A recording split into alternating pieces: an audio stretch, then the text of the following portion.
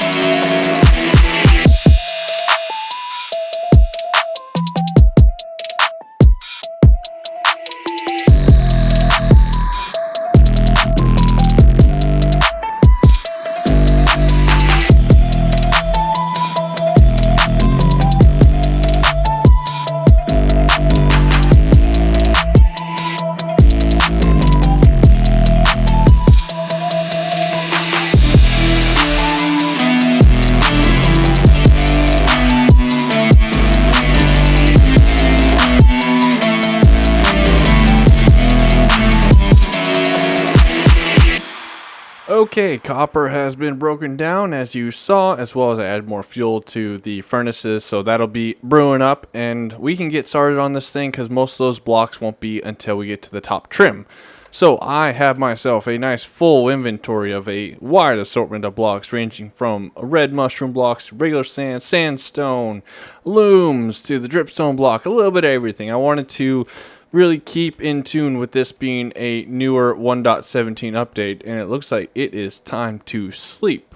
So while we're waiting for the sun to go down, I thought I might point out to you guys that I did repair the American flag. I just couldn't sleep at night knowing that that thing was damaged from the last episode, so it's all fixed up and flying true again. So let's take a quick little nap and get this thing started.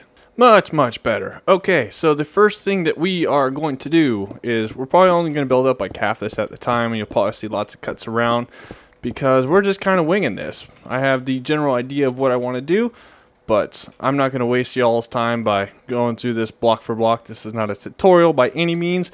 It's just me having fun in my world, and I hope you guys enjoy this too. So we are going to start off by placing the looms as our base trim. I thought that would be quite fitting given that texture, and then we're just going to not do that. Just going to randomly do an assortment of the sandstone and other sand to just add a little variety to the walls. Okay, so now that we got ourselves two from the top, this is where our detail blocks would come in for the copper. So I believe I have a little bit of the cut copper hiding around in here, just a little assortment of it. So we're going to use this as the trim. It's going to be kind of difficult with the different angles of the building, but that's okay. We'll just line it out like that, and then we need some stairs. Place ourselves in a little bit of temporary blocks, and then just like that, and then we're obviously going to be changing the stage on some of these, then locking them in. There we go, a little something like that. We'll need to remember to wax those in, and then we'll carry this all the way around. Alright, so right quick little kind of tip that I'm going to be doing here is going to be placing the doors facing, well, that's not right. We want them to be facing each other, just like that, and then I'm going to use these dark trap doors to really detail out the doorway, give it a little bit more of a grand feel for when we fill it all in. This is going to look a little weird, being that you don't really have any good way of aging those, and the warped trapdoors just didn't look quite as good there. So yeah, let me do a little bit more work, which also, I had almost forgotten that we want to add in this dripstone block right here up at the top. That'll be a little bit more of an accent block. We'll just place it in just like so. That way we can actually draw the eye upward, and don't worry guys, this will not look just like this. We're going to add in a whole bunch of vines and the glowing lichen to add a little bit more variety. So yes, like I said guys, I'm going to do a little bit more of this, and then let's come back in and talk about it. So after I got done recording that little clip, I kind of took a little step back and looked at it, tweaked a couple things, looked at it, still wasn't quite happy with it. Spent a little bit more time in my creative world, went through about 2 or 3 different designs, and I think I found one that I like. So take a look at that, my friends. So I changed the top up from the copper to granite, and then I put the looms back up here at the top and the bottom to go ahead and tie that all in. And then we have mushroom blocks, as you can see, placed there. Then I put another one below it and chop that one out, so we have that really cool texture. That combined with the hanging roots, and then we got different wool as well as moss blocks on the wall. And then see what I was talking about with the framing out of the doorway, it really gives it that grand feel. Although it doesn't quite match with the general look of this, it's just going to have to be a compromise that we have to make. So yeah, I think this turned out way better than the other ones. Let me know what you guys think down in the comments. Let me know first one or second one, whichever one that you preferred. And if there is a majority that liked it the other way, I will be more than happy to change it back. We're kind of backtracking here. I don't think we're using any of the 117 besides the hanging roots and the glow lichen, but I think it seems to fit this well. Oh yeah, and the mossy block.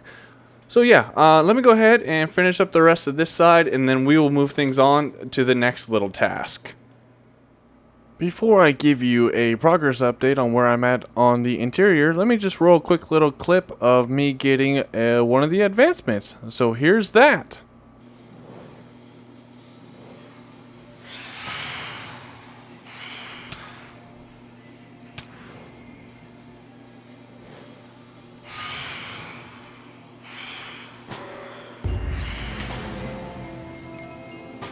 Don't forget to like and subscribe. Please and thank you. Alright, with that little distraction aside, let's check out the interior of our Darkpire State Building. So first and foremost, you can see I went ahead and added in the warped doors. I thought I could work them in here, so bam! Look at that. I think this kind of hit the nail on the head for the overgrown look, and as soon as these vines get a little lower, I'll go ahead and put some string by them. But as you can see, there's like string all over these walls everywhere. But yeah, I think this really brings it all together. I wanted to try to put some more decor on the walls, but unfortunately the pictures just didn't quite look in place. So unfortunately, it's just going to be a little bit barren on here. But if we were to come over here, this is the part I'm going to need you guys to bear with me on, okay? Are you guys ready for this? Check this out. Oh yeah, we just went back in time. I thought it would be so much more fun if I could decorate the inside here like how it would have been prior to the, world ending, the post-apocalyptic vibe that we're going to in there, and we keep this thing in more of its pristine state as if it were still like functioning. I figured since we had villages in here, it would kind of be more fitting to make it look like everything was normal and right. So I kind of went with like a, I don't know, like 40s vibe in here, and all of our librarians can be like teleoperators or something like that, that they can plug and play in the circuit boards and stuff. I thought that'd be really, really cool to add that look. So we have this super run down look in the lobby, and then you go through this and it's like you go back in time. I thought that would just be way too much fun, which it had nothing to do with the fact that the interior decoration looked absolutely terrible in here. Definitely had nothing to do with that, because if we were to pop over onto this side, yeah, it wasn't gonna work with how that looked. These cut copper blocks just look really good from a distance, but when you're trying to use them up close as a detailed block, it's kind of one of those less is more. So I could not find a way to get that to look right on the scale that I was going for. So that's when I kind of went back into the creative world and did some tinkering around in there and came up with this idea, which as you can see, I got mushroom stem blocks up here. I thought that was a fun little look. I actually learned that from BOO back on Hermitcraft Season 7 inside of their town hall. And I've been trying to find a good reason to use that. And then we have all sorts of lighting. So if I were to go ahead and pull up the F3 screen here, we can see that the lighting is always at 8 or above. So we should not have to worry about any mob spawning, but I also wanted to keep it as moody as possible. So as you can see, I just absolutely spammed torches all the way around these trapdoors, because since it's not a full solid block, it will allow some light through. So with that, my friends, we are going to move right along to the next little problem, which you can see in my hotbar here. We only got 14 steak left to our name, and I am hungry. So until we can get the third floor, I think is what we're going to have the farmer villagers be, we're going to have to go to sleep. Like I was saying, is that until we can get the farmers on the third floor and get that golden carrot trade, I think that we are going to take a little detour, go back over to our original starter village and expand out the cow pen so we can get ourselves mass amounts of cows in there. So let me clean up all those mess of shulker boxers you see out there, and let's head on over there. Alright, back over here at our little starter village, and as you can see, the reason behind this is that's a tiny little cow pen. So I got some supplies together. So what do we say we kick things off into montage mode and get some stuff going. So ready? 1, 2, 3, go!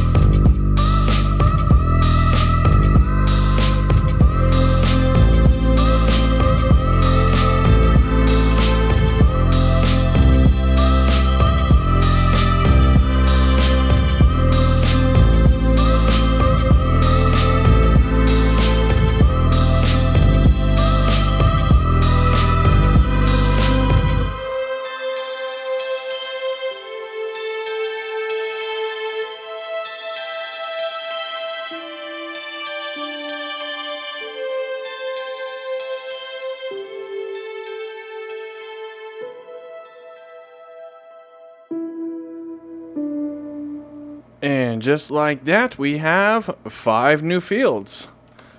Easy peasy.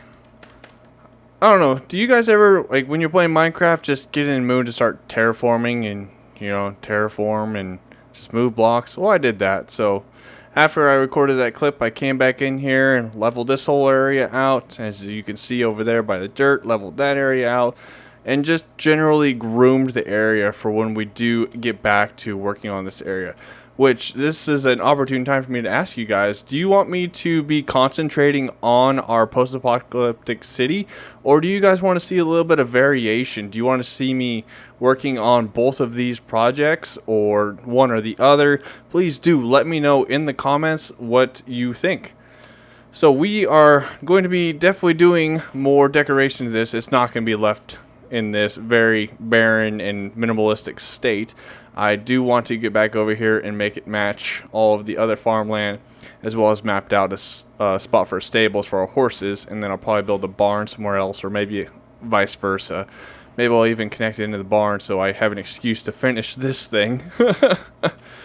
And then, yeah, probably another tree right here or something. But I think that we need to go and head back over to our city and get some more work done on that villager trading hall. So I'll meet you guys right back over there.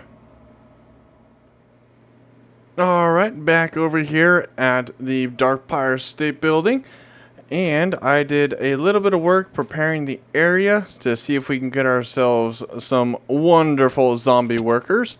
So I came down over on this section and took out all of the lights, and then I put in all of these walls to create individual little cells for spawning areas. So hopefully we can get one in there without having them run wild and free. Then I came over here, added in a very, very basic staircase. Take up here, and then cruising, we'll get them to follow us all the way over to here, where I have the standard trapdoor trick to where they get caught on that. Then I can just open it and they'll fall in. And I have a whole bunch of name tags, which I will surprise you guys with as we get our first zombie. So let me see if I can get ourselves our first hard worker in here, and let's do this first little bit together, guys. Well, since it's night outside, we might as well just utilize all this spawning area out here, as well as then we can make sure that we get a mob that can hold a tool to make things a little bit easier for us. So we'll just go like that, and there we go. Really don't want a creeper spawning right there, so let's drop some of this in our offhand so that way we can toss it to him and he'll pick it up, and then we can give him a sword later to speed up the conversion process. So luckily Minecraft mechanics tells me that zombies have a farther detection range than most mobs, so as you can see right there, he picked us up before the spider did. So now, with no creepers around us, let's go ahead and toss down a cobblestone and see if he picks it up. No? Okay, let's cruise back over here. Pick it up, dude. Alright, you're no good to me. On to the next one. Because I want to make sure that they can hold a sword so that way we can speed up the conversion process, like I said earlier. And there's a creeper over there. Oh man, you think I'd be a sniper with all those advancement hunting that we did in the last episode? There we go. Okay. Pick it up. There we go. Okay, we got ourselves a live one here. So we get him to follow us in. I really only want one at a time. Do you pick one up too? Nope. Okay. Well, that made it easy. Nope. There we go. Follow me inside, good sir. Let me show... Oh, no, you're stuck. Come on. There you go. That's fine. If he breaks the door, that's fine. Actually, I believe I heard that zombies can't actually break doors that are open. Little known fact for you. Keep on following me, good sir. Right around here.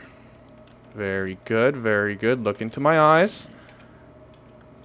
There we are. And boom. First one in. Easy peasy. And you shall be the name your price tool. I love it. Alright, my friends, I'm going to go ahead and drop in all of the other 7 zombies, and then we'll name tag them together. All right. See you guys in a little bit. Quick little distraction here while we're waiting for it to be nightfall again. We have a snow. So as you can see behind me, you got the iron farm, kind of so you know where we're at in the world.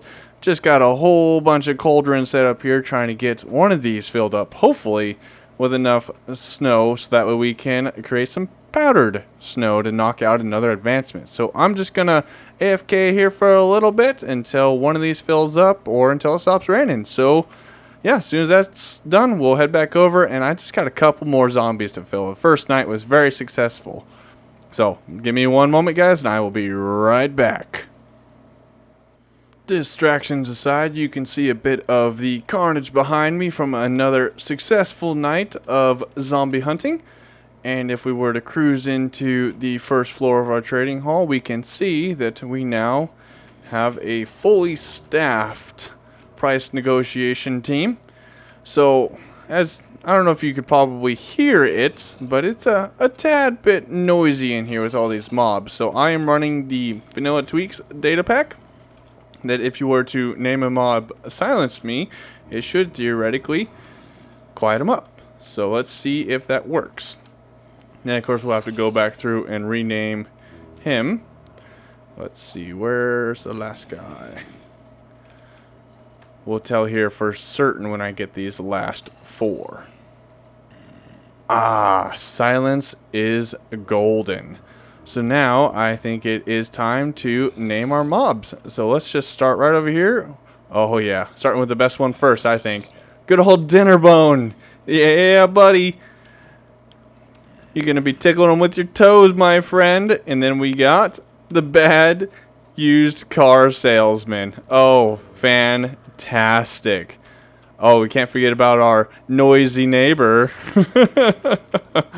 Oh, how about a subscribe, you know, please.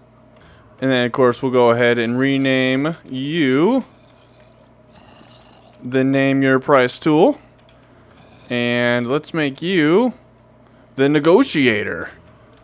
Because, you know, we're trying to get those absolutely fantastic rates. Speaking of great rates, we have our great rates zombie. And lastly, we got ourselves a cheapskate, my friends. Did I not count that right? We should have needed a like somewhere. So if you haven't already, my friends, please do like, smash, however you prefer to do it. Give that like button a little bit of love. Really helps out the channel, and I do appreciate that, my friends.